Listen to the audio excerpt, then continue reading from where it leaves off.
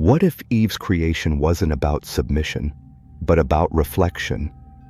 What if the story we inherited was only half the truth, just enough to bind us, not enough to free us? This isn't about mythology, it's about memory, and what the Ethiopian Bible remembers might change everything. For centuries, Genesis has been interpreted as a tale of hierarchy, Adam first, Eve second, drawn from his rib, a helper, not a peer. But a closer look at the Hebrew reveals a very different picture. The word translated as rib in Genesis 2:22 is tsela, which almost never means rib elsewhere in the Hebrew scriptures.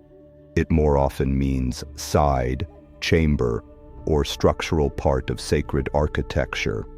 In fact, tsela describes the sides of the Ark of the Covenant, the temple, and sacred spaces, not anatomy. So why would Genesis use this word to describe Eve's origin, unless it wasn't about a single bone at all, but a division of essence? Some scholars argue that the text implies a splitting of the human prototype, creating male and female not in sequence but in symmetry. Rabbinic tradition supports this. The Midrash Genesis Rabbah speaks of an original human who was both male and female, divided by God to create partners. Philo of Alexandria, a Jewish philosopher from the 1st century, also embraced this idea. Even more compelling is how the Ethiopian Orthodox tradition preserves this insight. In their apocryphal texts, like the Book of Adam and Eve, Eve is not treated as an afterthought, but as the conscious breath of Adam's inner being. She is called the awakening within. This reframing matters, because if Eve is not a secondary creation, then the very foundation of the blame the woman theology collapses. She becomes not the cause of the fall, but the catalyst for remembrance. And that's the origin story worth remembering. The idea that Eve was a secondary creation, formed from a rib to serve Adam, has been repeated so often it feels unchallengeable. But it rests on a mistranslation. The Hebrew word tsela doesn't mean rib in the modern anatomical sense. It appears over 40 times in the Hebrew Bible and almost always refers to sides of sacred spaces, the side of the tabernacle, the temple, even the ark. The idea that it suddenly refers to a single rib here is suspicious. According to scholars like Dr. Zioni Zevit, the term more accurately denotes a side, suggesting God split Adam to form Eve, a being of equal origin, not lesser substance. This matches ancient rabbinic interpretations where Adam was originally androgynous, split to create two beings with mirrored divinity, not a hierarchy, a union. Why does this matter? Because if the original language points to a division rather than extraction, it reframes the entire theology of gender and guilt. Eve is not a fragment of Adam, she is half of the whole. And if that's true, then the Western Church's insistence on her inferiority is built on shaky ground. Now enter the Ethiopian tradition. The Book of Adam and Eve, preserved in Ge'ez, describes Eve as the living echo of Adam's breath. She is awareness incarnate, bearing memory before sin, recognition before exile. The text even hints that Eve foresaw the consequence of separation, making her not the deceived, but the discerner. This isn't just literary nuance, it's theological rebellion. If Eve remembered something Adam forgot, then the fall wasn't failure, it was initiation. And what they feared most wasn't the serpent, it was the woman who remembered. Western Christianity often treats non-Western traditions as peripheral, yet Ethiopia has preserved one of the oldest Christian lineages on earth. Long before Rome declared canons or creeds, the Ethiopian Orthodox Church was copying manuscripts in Ge'ez, their sacred liturgical language, and in these preserved texts we find remnants of Eve's story that challenge everything you thought you knew. In the Ethiopian Book of Jubilees and conflict of Adam and Eve with Satan, Eve is portrayed not as a temptress, but as the first to recognize spiritual exile. She doesn't merely fall, she questions, she doesn't seduce, she sees. These texts emphasize that her dialogue with the serpent was not mindless disobedience, but spiritual inquiry. In one passage, Eve says, "I saw the tree and remembered the light from which we came." This reframing is monumental. She is not the cause of forgetfulness, she is the spark of remembrance. More intriguingly, Ethiopian commentaries sometimes describe Eve's creation as the unfolding of Adam's mystery. She is not made from flesh, but from a hidden truth within him, like a secret drawn out, not manufactured.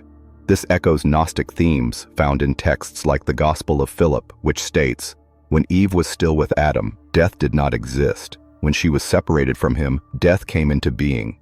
The division then is not punishment, it's potential, a chance for the divine spark to experience itself through separation, then seek reunion.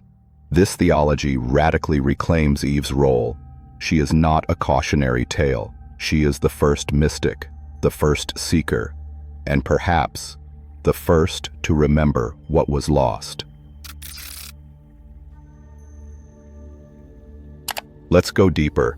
If tsela doesn't mean rib, but side, then what are we really being told in Genesis? The separation of Adam and Eve becomes symbolic of something much greater, the splitting of a unified soul. The divine image wasn't housed in Adam alone, but in the totality of male and female together. Now imagine the implications. If Eve is not derivative, but co-original, then her purpose isn't subservience, it's sacred balance. This is echoed in Sumerian mythology, where the goddess Ninti, whose name means both Lady of the Rib and Lady of Life, is formed to heal the god Enki. The linguistic pun links rib to life. This duality exists in the Genesis story too. Eve's Hebrew name, Chava, is rooted in Kaya, meaning to live. She is the mother of all living, not just biologically, but spiritually. The Ethiopian canon captures this nuance. In its Apocrypha, Eve is called the one who breathes before breath. Her awareness is framed not as rebellion, but as recognition. She sees not just the fruit, but the boundary. And in crossing it, she reclaims a deeper knowledge, the understanding of good and evil. The church later demonized this act, branding it sin. But what if it was actually awakening? What if the serpent's words, "You will be like gods, knowing good and evil," weren't deception, but prophecy? Jesus himself later affirms, "Be wise as serpents and innocent as doves." Matthew 10:16. The duality is key. In this light, Eve doesn't bring death, she brings consciousness. And the rib, it's not a bone, it's a doorway back to what we forgot. The Genesis story doesn't just shape our theology, it shapes our identity. When Eve is cast as the weaker, more gullible creation, women are taught to inherit shame. But if we return to the original texts, we find something astonishing. Eve is not a symbol of failure, she's a symbol of first awareness. In the Ethiopian Book of Adam and Eve, Eve speaks of light, memory, and divine presence. She's not hiding, she's remembering. Her act isn't simply disobedience, it's spiritual curiosity. And spiritual curiosity in nearly every mystical tradition is the first step toward awakening. Let's be clear, the story of Eve isn't about gender, it's about separation and return. It's about the divine within being split so that it could recognize itself again in another. That's why the fall matters. It initiates the journey, not into punishment, but into purpose. In the New Testament, Jesus often restores women to spiritual prominence. He speaks with the woman at the well about living water. He reveals his resurrection first to Mary Magdalene. He heals, honors, and teaches through feminine presence. These are not coincidences, they are echoes. Eve's descent is echoed in Mary's ascension. The feminine is not erased, it is reborn. So when you remember Eve as more than a rib, more than a mistake, you begin to remember something in yourself, that you too were made from divine essence, that your exile is not final, that your remembering has already begun. This is what the Ethiopian scriptures preserve. Not guilt, but grace. Not blame, but balance. One more step to go. Why does it matter how Eve was created? Why revisit a myth thousands of years old? Because within that myth lies a memory, one that was rewritten to serve power, not truth. The Western Church made Eve the scapegoat of the fall, the root of sin.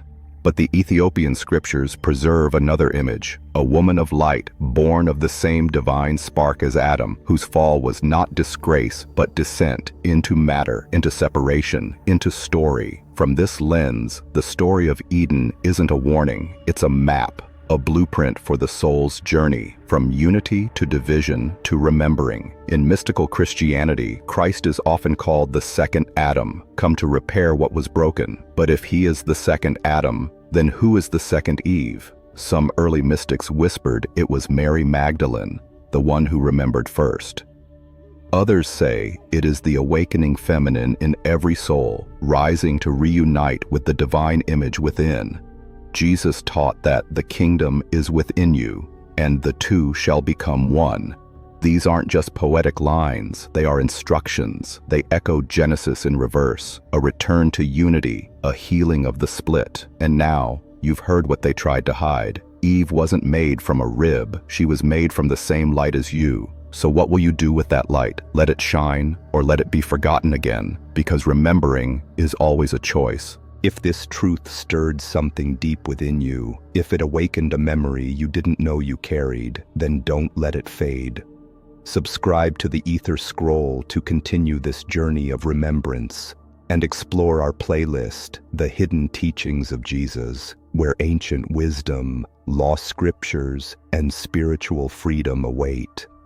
The path was never outside you, it begins right now.